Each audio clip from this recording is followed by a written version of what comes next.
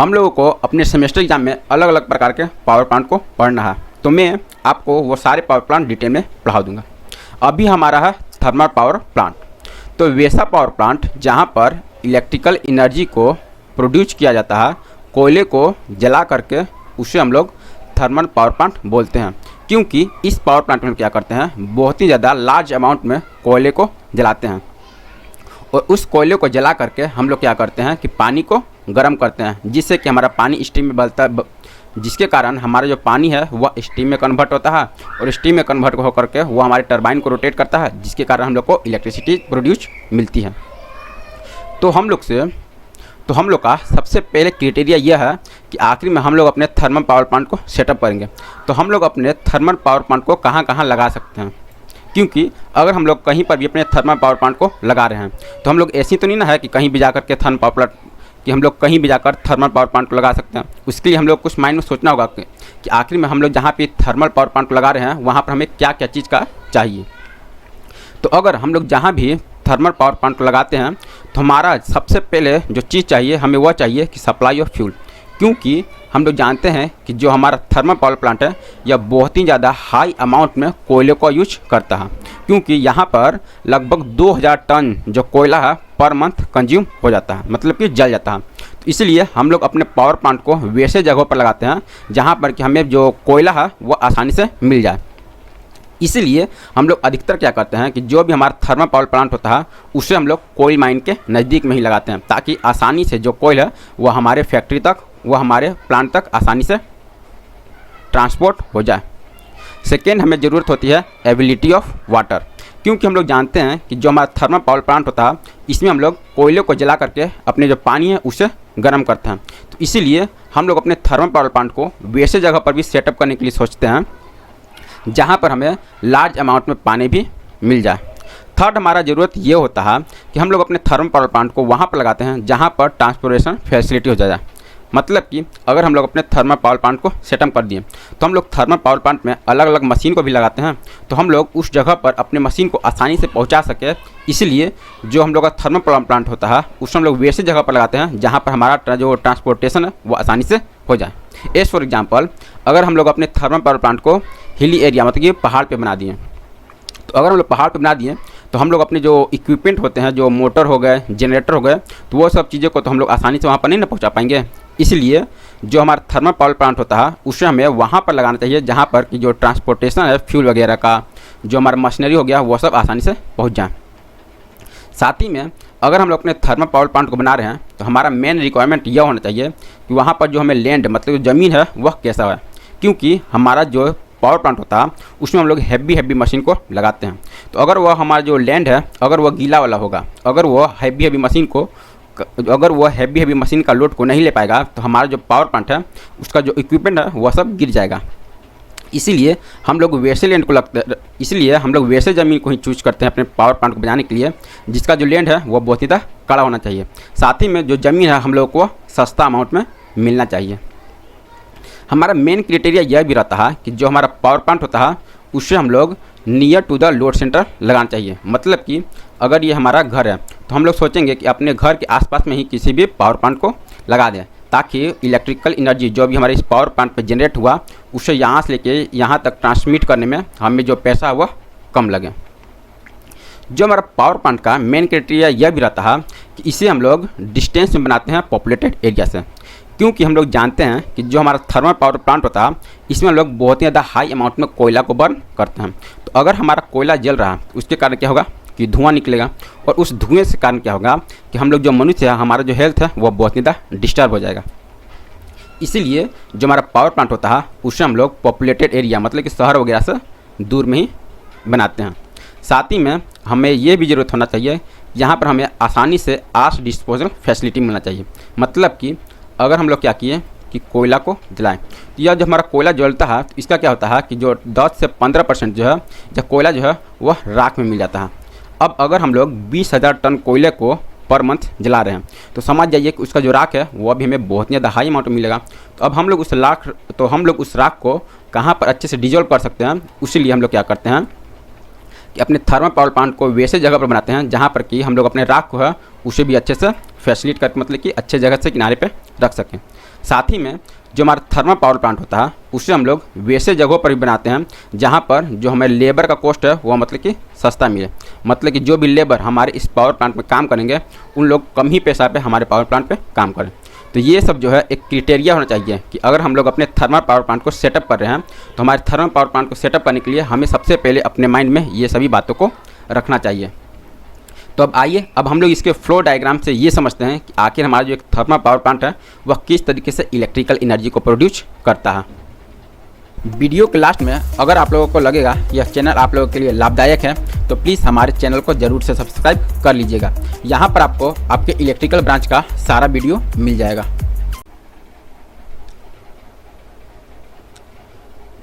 यह हमारा एक डायग्राम होता है थर्मल पावर प्लांट का। तो हम लोग अब जो हमारा थर्मल पावर प्लांट होता है उसके वर्किंग को हम लोग इसी डायग्राम की मदद से समझेंगे। अगर आप लोगों को नोट्स चाहिए तो आप लोग हमारे टेलीग्राम ग्रुप को ज्वाइन कर लीजिएगा, वहाँ पर आपको सारे पावर प्लांट का जो नोट्स है वो मिल जाएगा। इसके इस वर्किंग के लिए हम लोग क्या करते हैं कि सबसे पहला जो स्टेप होता है उसका है वह होता है कोल्ड स्टोरेज प्लांट। मतलब कि हम लोग जानते हैं कि हम लोग अपने थर्मल पावर प्लांट में कोयले को ही जलाते हैं। तो कोयले को जलाने के लिए हम लोग क्या करते हैं कि जो भी हमारा कोयल माइन होता है वहाँ से ट्रेन के द्वारा हम लोग अपने कोयले को लाते हैं और इस कोल्ड स्टोरेज के पास रख देते हैं, ताकि जब भी हम लोग का काम होगा हम लोग इस कोल्ड स्टोरेज से ही ले लेंगे। उसके बाद जो हमारा कोयल होता है उससे हम लोग कोल्ड स्टोरेज से हटा करके अपने इस कोयल हैंडलिंग प्लांट के पास लाते हैं,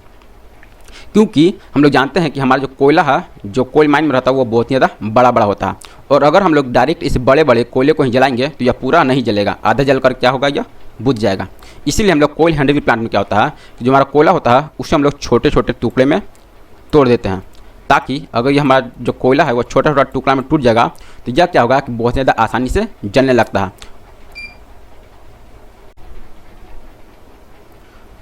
और साथ ही में यह जलने के साथ साथ एक यूनिफॉर्म हीट को देता है। इसीलिए जो भी हमारा कोल्ड स्टोरेज प्लांट में जो कोयला जलता है,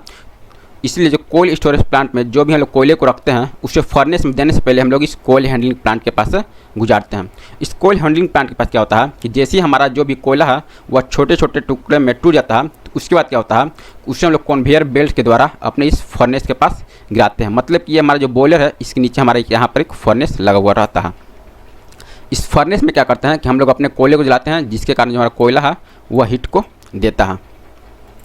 तो जो भी हमारा जो हीट प्रोड्यूस होता है कोयले के द्वारा उसे हम लोग अपने इस बॉयलर में देते हैं। तो अब यह बॉयलर क्या होता है, तो बॉयलर कुछ नहीं होता, यह हमारा एक प्रकार का कुकर होता है। मतलब कि यह बॉयलर क्या होता है, यह हमारा एक प्रकार का कुकर होता है। इसमें क्या करते हैं कि हम लोग जो भी हमारे पानी को स्टीम में कन्वर्ट करता है उसे हम लोग इसमें भर देते हैं, और जैसे ही इसे कोयले के जलाने के कारण यह जो हमारा पानी है वह स्टीम में कन्वर्ट होता है और वह जो है इस बॉयलर के द्वारा यहाँ से हमारा निकल जाता है। तो बेसिकली जो हमारे बॉयलर होता है वह एक क्लोज चैम्बर होता है। यह जो हमारा बॉयलर होता है वह भी दो प्रकार का होता है, एक होता है हमारा वाटर ट्यूब बॉयलर और एक होता है हमारा फायर ट्यूब बॉयलर। तो अब बॉयलर्स के द्वारा जो भी हम लोग पानी को गर्म किए वह क्या हो गया, वह अब स्टीम में कन्वर्ट हो गया, और उस स्टीम को हम लोग क्या करते हैं कि अपने इस सुपर हीटर के पास भेजते हैं। अब आप लोग यह सोच रहे होंगे कि यह सुपर हीटर क्या होता है, तो मैं आपको बता दूं कि जो हमारा टरबाइन होता है उसका जो ब्लेड होता है वह हाई निकल एलॉय का बना रहता है, और बॉयलर से जो भी हमें स्टीम मिलता है उसका जो टेम्परेचर है वह बहुत ही ज़्यादा हाई नहीं होता है, जिसके कारण अगर हम लोग इस स्टीम को डायरेक्ट अपने इस टरबाइन के पास भेज देंगे तो उसके कारण क्या होगा कि हमारी जो टरबाइन है वह क्रोड होकर के ख़राब हो जाएगा। इसीलिए क्या करते हैं कि जो भी हमारा बॉयलर के द्वारा जो भी हमें स्टीम मिलता है उसे हम लोग इस सुपर हीटर के द्वारा इस टरबाइन के पास भेजते हैं। यह सुपर हीटर क्या करता है कि कोयले के जलने के कारण जो भी धुआं मिलता है उस धुएं को यूज करके जो भी हम लोग स्टीम यहाँ से भेज देते हैं उस स्टीम का जो टेम्परेचर यह बहुत ही ज़्यादा इंक्रीज कर देता है। यह सुपर हीटर क्या करता है कि जो हमारा स्टीम है उसका जो टेम्परेचर है केवल टेम्परेचर को ही इंक्रीज करता है, और जो प्रेशर होता है उसे कॉन्स्टेंट ही रखता है। इसलिए जो सुपर हीटर से जो भी हमें स्टीम मिलता है उसे हम लोग इस टरबाइन के पास भेजते हैं, जिसके कारण जो हमारा टरबाइन है वह उस स्टीम एनर्जी को मैकेनिकल एनर्जी में कन्वर्ट कर देता है, और जो हमारे अल्टरनेटर है यह हमारी इस टरबाइन के साथ कपल रहता है, जिसके कारण जो हमारा अल्टरनेटर है वह भी रोटेट करने लगता है और वह जो है हमारे मैकेनिकल एनर्जी को इलेक्ट्रिकल एनर्जी में कन्वर्ट करके हमें दे देता है। तो इसी प्रकार जो हमारा एक थर्मल पावर प्लांट है वह वर्क करता है। और जो भी हमारा कोयल जलता है उसके कारण जो भी हमें राख मिलता है उस राख को हम लोग यहाँ पर हैंडल करते हैं। और उस राख को हम लोग एक जगह पर हैंडल करने के बाद क्या करते हैं कि उस राख को हम लोग एक जगह पर लाकर स्टोरेज कर देते हैं, ताकि बाद में हम लोग इस राख का यूज करके जो सीमेंट वगैरह होता है और जो खाद वगैरह होता है वो सब बनाने में इसका यूज हम लोग करते हैं। अब जो भी स्टीम हमारे इस टरबाइन के पास जाता है तो वह हमारी इस टरबाइन से टकरा करके हमारे इस कंडेंसर के पास आ जाता है। यह हमारा कंडीशनर क्या करता है कि जो हमारा टरबाइन के पास जो स्टीम था उस स्टीम को यह वाटर में कन्वर्ट करता है। मतलब कि हम लोग जानते हैं कि जो हमारा बॉयलर है इसमें हम लोग क्या किया, पानी को गर्म किया और वह जो पानी गर्म होकर क्या हुआ कि वह स्टीम में कन्वर्ट हो गया। और यह जो स्टीम है उसे हम लोग क्या करते हैं कि दोबारा से पानी में ही कन्वर्ट करवा देते हैं, क्योंकि जो भी हम लोग थर्मल पावर प्लांट बनाते हैं वह जो है वह नदी वगैरह से दूर ही पर बना रहता है। और हम लोग अपने थर्मल पावर प्लांट में बहुत ज़्यादा लार्ज अमाउंट में वाटर का भी यूज करते हैं। और अगर हम लोग यहाँ का जो भी स्टीम टरबाइन को रोटेट किया और नीचे अगर जा करके सारा स्टीम अगर हमारा बर्बाद हो गया तो हम लोग क्या करेंगे कि इस बॉयलर को भरने के लिए फिर से अलग से पानी लाना पड़ेगा, और जो कि हम लोग पास पर्याप्त मात्रा में मौजूद नहीं होता है। इसलिए हम लोग क्या करते हैं, जो टरबाइन पास से जो भी स्टीम गिरता है उससे हम लोग कंडीशनर में क्या करते हैं कि ठंडा करके उसे वाटर में कन्वर्ट कर देते हैं। क्योंकि इस कंडीशनर में क्या होता है कि हम लोग कूलिंग टावर में लगाते हैं और यहाँ से जब भी स्टीम गिरता है उस स्टीम को क्या करते हैं हम लोग ठंडे पानी से पास करवाते हैं, जिसके कारण वह जो हमारा स्टीम है वह पानी में कन्वर्ट हो जाता है। और उसके बाद जो भी हमारा स्टीम पानी में कन्वर्ट होता है उसे हम लोग यहाँ पर लाते हैं। अब हमारा जो वाटर में मान लीजिए 10 किलो पानी था और वह जो 10 किलो पानी है यहाँ पर 9 किलो हमारा स्टीम बन के आया, क्योंकि हमारा यहाँ पर भी कुछ ना कुछ लॉस हुआ होगा। और अब हम लोग को अपने वाटर में और अब हम लोगों को अपने बॉयलर में दोबारा से पानी को भरना है। इसलिए हम लोग क्या करते हैं कि कुछ जो पानी है हम लोग इधर रिवर से ले लेते हैं और कुछ जो पानी है जो हम लोग स्टीम को ठंडा किए थे उसे मिला करके हम लोग इसे इस फीड वाटर हीटर के द्वारा इस इकोनोमाइजर के पास भेजते हैं।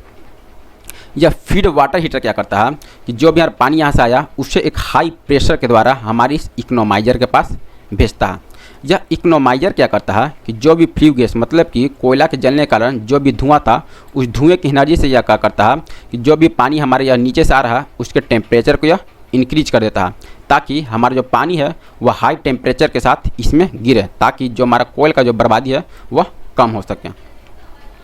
उसके बाद हम लोग क्या करते हैं कि जो भी यहाँ से फ्ल्यू गैस है वह हमारे इस एयर फ्री हीटर के पास जाता है। यह एयर फ्री हीटर क्या है कि यहाँ पर एक फोर्स ड्राफ्ट फैन का यूज़ किया रहता है। अब यह फोर्स ड्राफ्ट फैन क्या होता है, तो आप लोग जब भी किसी छोटे मोटे होटल में जाते होंगे तो आप लोग देखते होंगे कि अगर यहाँ पर एक चूल्हा जल रहा है तो यहाँ पर लोग क्या करते हैं कि एक फ़ैन को रख देते हैं, ताकि जब भी फ़ैन जलता है तो वह जो है कोयले को बहुत ही ज़्यादा हाई अमाउंट में जलाते रहता है, मतलब कि जल्दी जल्दी जो कोयला है वह बर्न होते रहता है। इसीलिए यह एयर प्री हीटर का होता है कि जो एटमॉस्फेयर का जो हवा है उससे यह क्या करता है कि इस फ्लू के कारण गर्म करके हमारे इस फर्नेस के पास भेजता है, जिसके कारण जो हमारे फर्नेस के अंदर का जो कोयला है वह बहुत ज़्यादा हाई जल्दी जल्दी जलता रहता है। उसके बाद जो लास्ट में जो भी फ्लू बच जाता है उससे हम लोग इस इंड्यूस ड्राफ्ट फैन के द्वारा अपनी इस चिमनी के पास देते हैं। और यह जो चिमनी क्या करता है कि हमारा जो धुआं है उसे टेम्परेचर में उसे आसमान में ऊपर में ही छोड़ देता है, ताकि नीचे का जो भी वातावरण है वह सब खराब ना हो पाए। तो इसी प्रकार से हमारा एक थर्मल पावर प्लांट वर्क करता है। अगर आपको इसमें कुछ भी डाउट बचा हो तो आप लोग मुझसे कमेंट में ज़रूर पूछ लीजिएगा। और आप लोगों को अगर पावर प्लांट का और सब वीडियो चाहिए तो मैंने उन सभी चीज़ों को अपलोड कर दिया है, आप लोग प्लीज़ उसे जा करके प्लेलिस्ट में चेक कर लीजिएगा।